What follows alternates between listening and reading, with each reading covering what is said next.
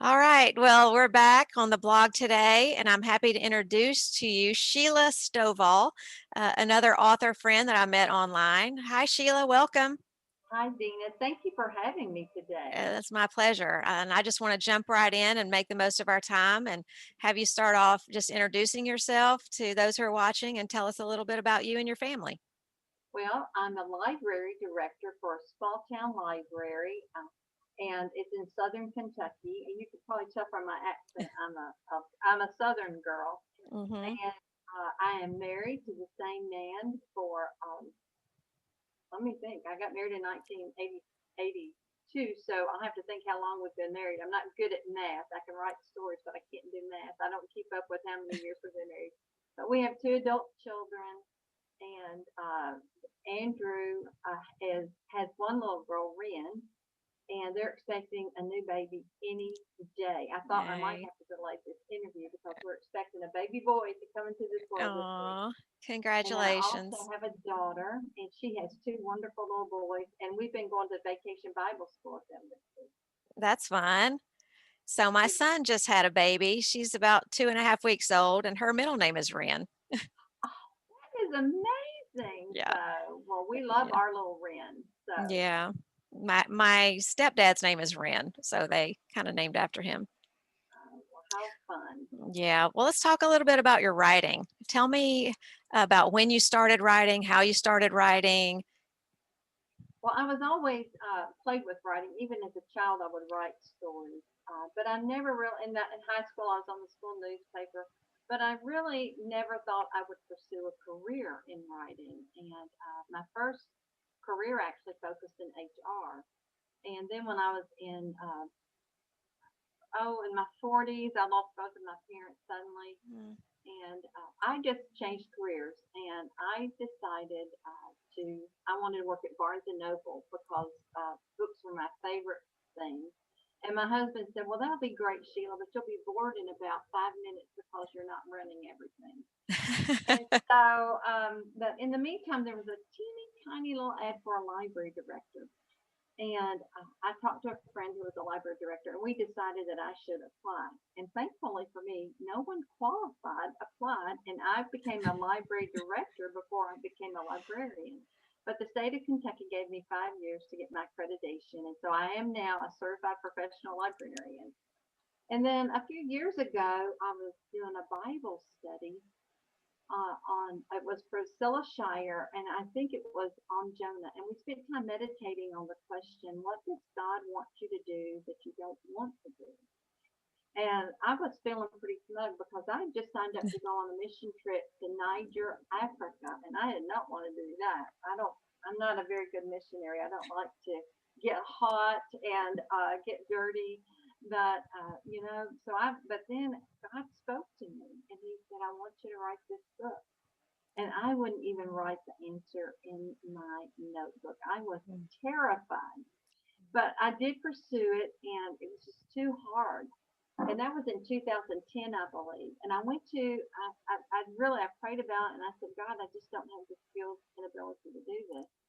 And I received an email from East Texas Baptist University advertising a Christian Writers Conference, and Lisa Wingate and Judy Christie were some of Mm. the teachers, and I was their fans. I continue to be their fans.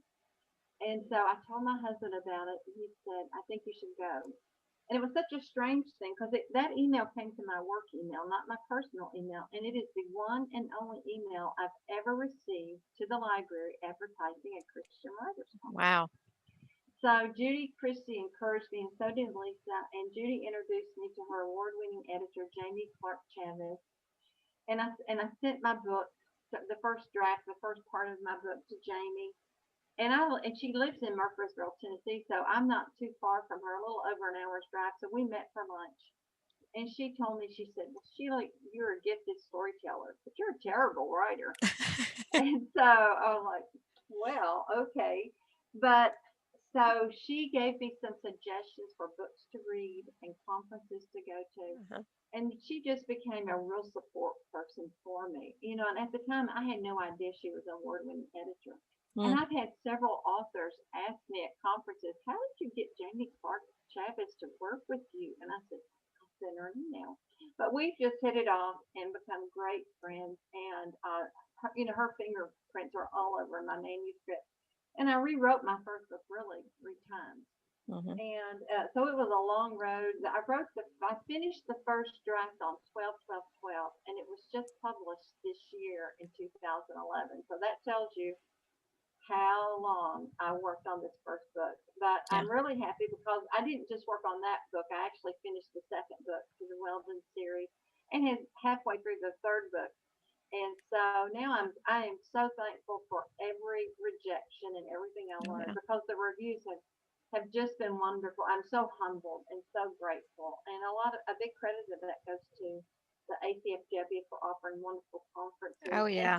and working with Jamie and having that feedback from an editor because she does say supportive and wonderful things, but she also will let you know when what you've written is not very pretty. Well, you need that, right? That's the most helpful Exactly. feedback. Yes, why would I hire someone who's so professional and talented and not listen to her? And someone asked Yeah. me if I ever refuse to do what the editor asks you to do, and with Jamie, no, I trust her completely. And if she tells me to rework a paragraph or a chapter or delete it, I kind of wipe my tears away and then say, "Yes, ma'am." Sounds like I need to contact her. You should. You can send her an email. She's out on the web, so Yeah, it sounds good. Now, you said your book was just published this year? it was. It came out. It was supposed to come out on April the 2nd. And I think the hard or the print book came out April 2nd, but the digital book actually came out on March 28th. So, yes, And what's the title? it is called Every Window Filled with Light. And the cover of the book says it all. We have Emma Baker is a young widow, and she's also a librarian. I know a Mhm. little bit about that. And she is struggling with grief and anger because her school teacher husband was brutally stabbed to death by students. So it's been two Mm, years, and so she thinks her dream to build a family is impossible, and she has inherited this beautiful, over to the top Victorian, a historical home in downtown small town Weldon, and then she finds a young girl hiding in the library, mm, and Emma becomes her foster parent. mm, And then her heart really begins to mend the moment that she welcomes Harley. And then also she meets, there's a bit of romance. There's a young interim pastor, Pastor Luke Davis. And the attraction is instant because, it has been 2 years since her husband was killed.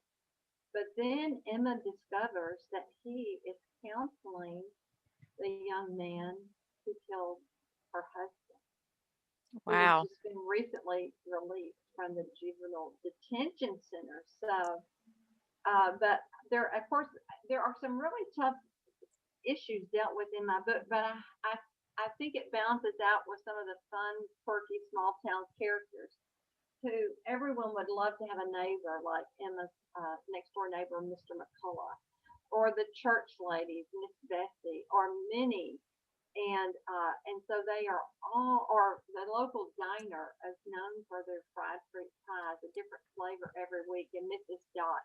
So all these little church ladies are trying to fix um, Emma and Luke up. So they're constantly throwing together and working on projects for the church together.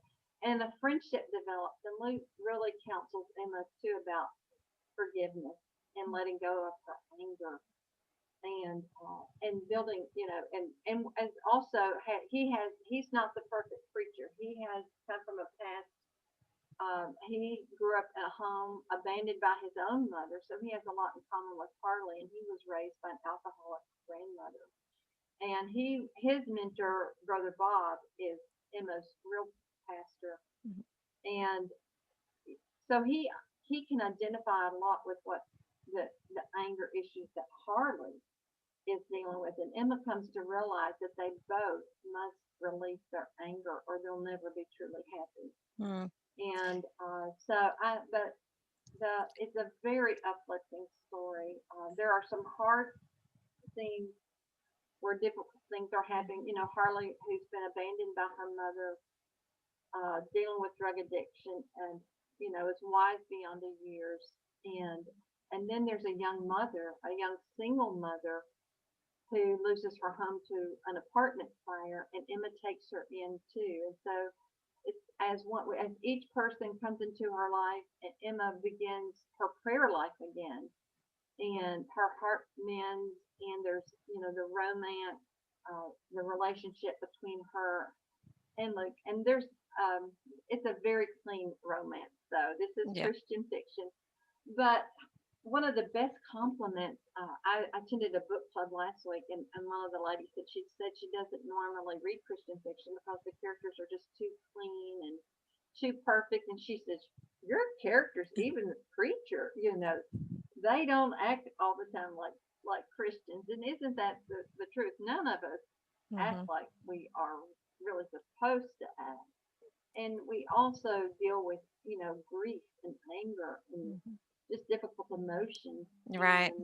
and sometimes we just have to surrender it to the Lord over and Yeah. over again, Right. and so that's sort of my theme. What is forgiveness? But when I started writing the book, I wanted the to get to the point that God can take any terrible tragedy and turn it to His good. And so Hmm. you might wonder, and that's what I was wondering is how could a teenager killing a teacher, either accident or not, how could God use that to His good? Right. And He does. But you'll just have to read the book to see how that Well, happens. I definitely want to read your book because what you just described is my favorite type of book to read. I love Oh, contemporary books with real issues that, really bring out struggles in people's lives. And you talk about foster parenting, and that's actually what I'm writing about too in my books is hmm. those real issues with alcoholism and drug use and foster parenting and adoption and those type of things. So that's uh, really interesting to me. So you definitely hooked me with your description. Oh well, I hope so. I've just been so encouraged and so humbled.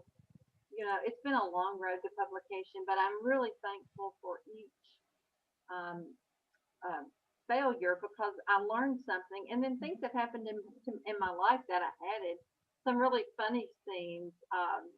That nothing is safe around me, and the ladies that work with me in the library uh, will tell you that one of the ladies here received a text message one day, and she responded, and it autocorrect sent something completely inappropriate to her plumber. Oh no. And I use that in my book between a conversation. I'm not going to tell you what it is. You'll have to read the book. And it never fails to make me laugh. And then I was also at the big ACFW conference, and a friend actually slid her phone in her. She missed her pocket, and she slid her phone in her pants. And she was like, "So we're in this big ballroom," and she's like, "You've got to help me get my phone out." And I'm like, "What am I going to do?"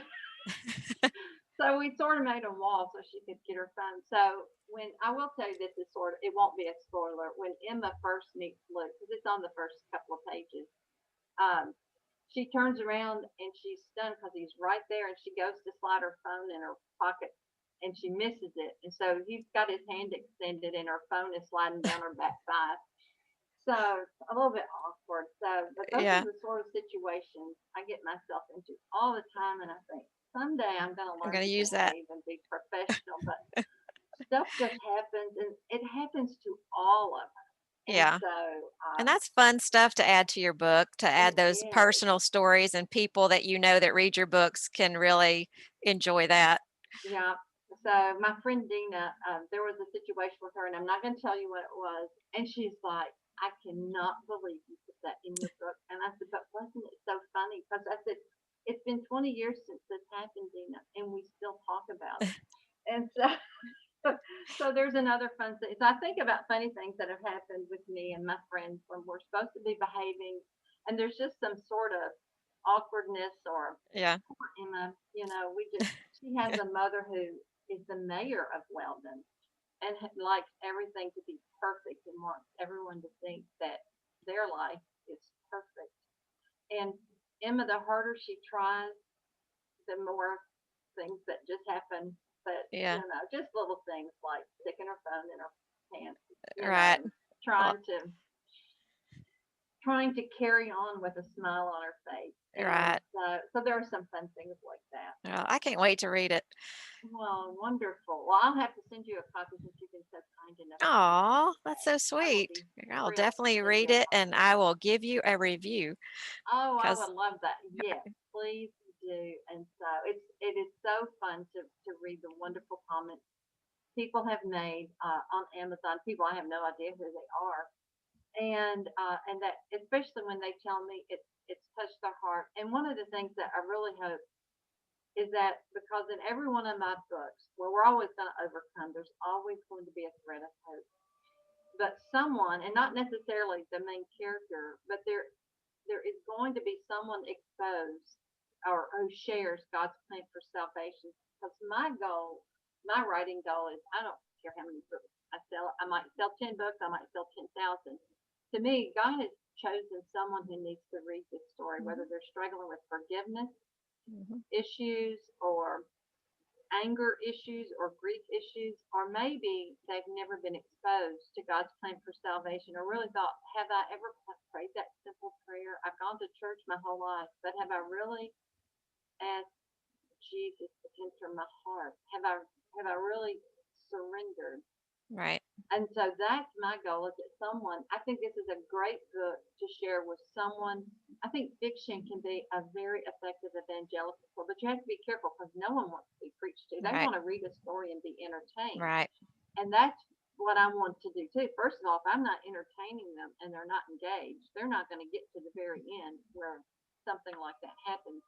right, And so my hope and dream is years now from now, when maybe I'm already in heaven, that someone who's not a Christian picks up that book at a yard sale and maybe prays a prayer that mhm. changes their heart and where they'll spend eternity. Yeah, And absolutely. so that's why Absolutely. I'm up at 4 and 5 o'clock in the morning writing before I come to work.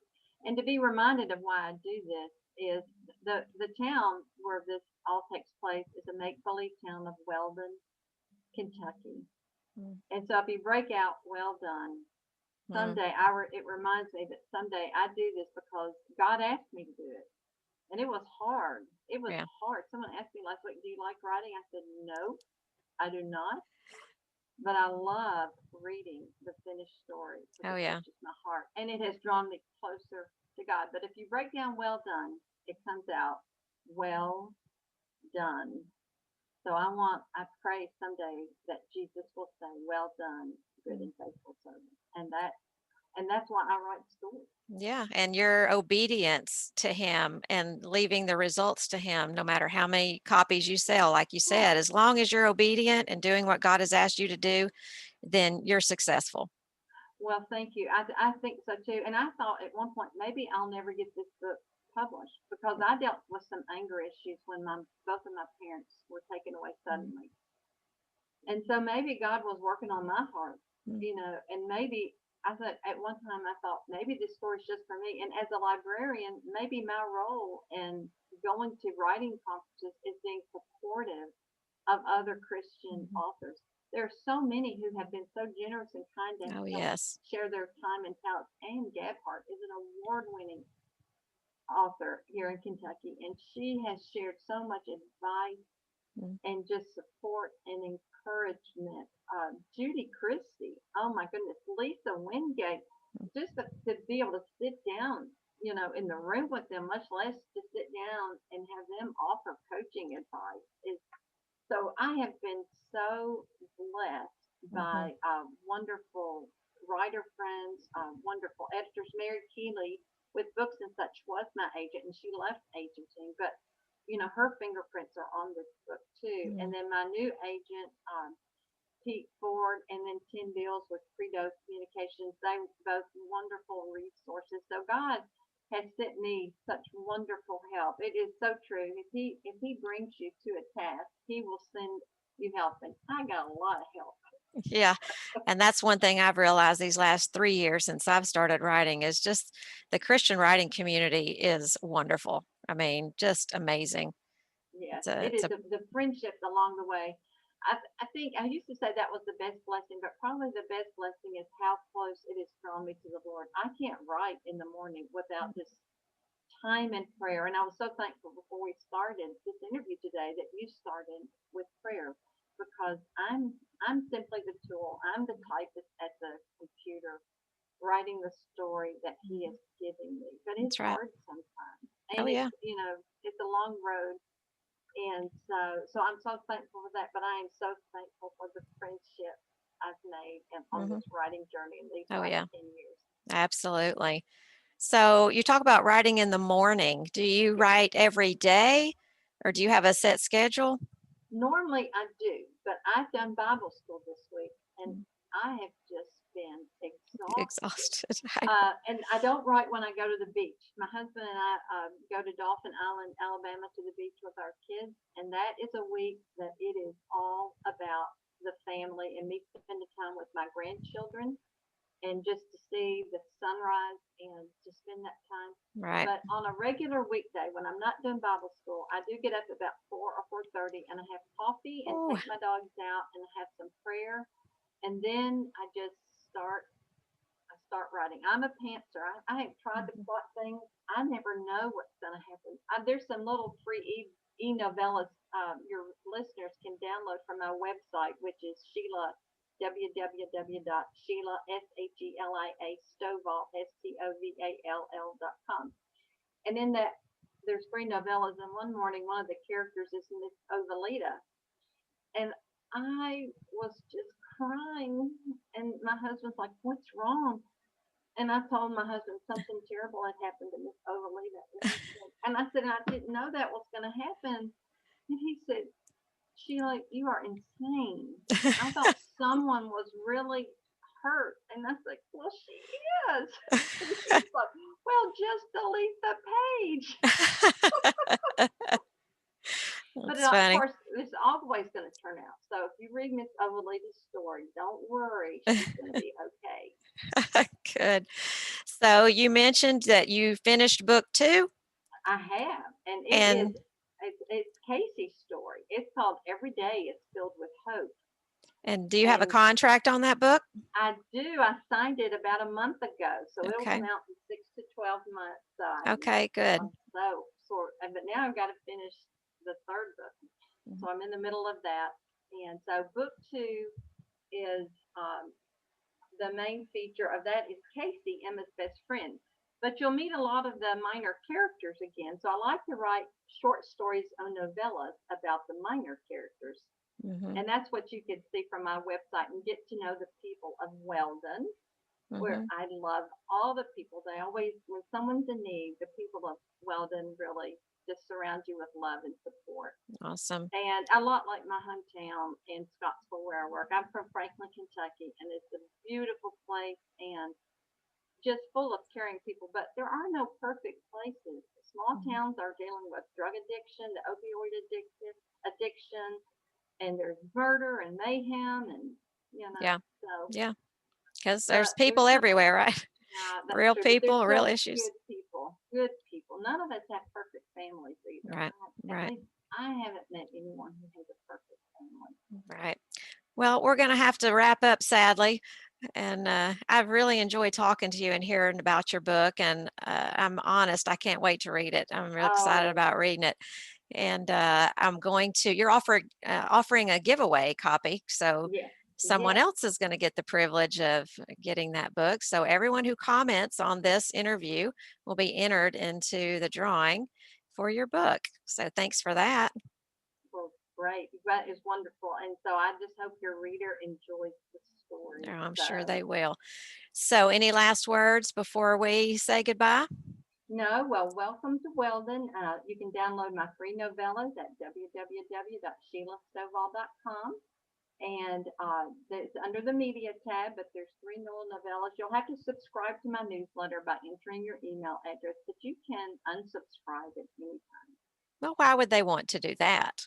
I don't know because usually I'm just telling people about wonderful new releases in Right. Christian fiction, or I might do a little bit of what's going on in my own little hometown or Scottsville, because I love small town life, and it's just a wonderful. I'm so blessed to live in the community where I live and where I work, and so Yeah. it's All right. Well, thank you so much, Sheila. It's been great getting to know you. well. Thank you, Dina, for having me today. All right. Bye. Bye.